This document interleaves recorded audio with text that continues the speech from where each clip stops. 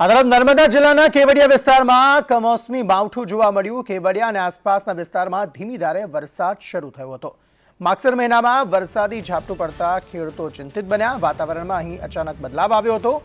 વરસાદના કારણે ઠંડીનું પ્રમાણ પણ વધશે તેવી આશંકા સેવવામાં આવી રહી છે।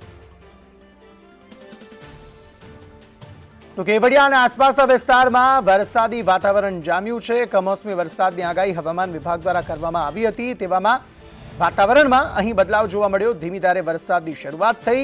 ખેડૂતોમાં ચિંતા જોવા મળી રહી છે। આગામી સમયમાં ઠંડીમાં વધારો થાય તેવી પણ શક્યતા વ્યક્ત કરવામાં આવી રહી છે।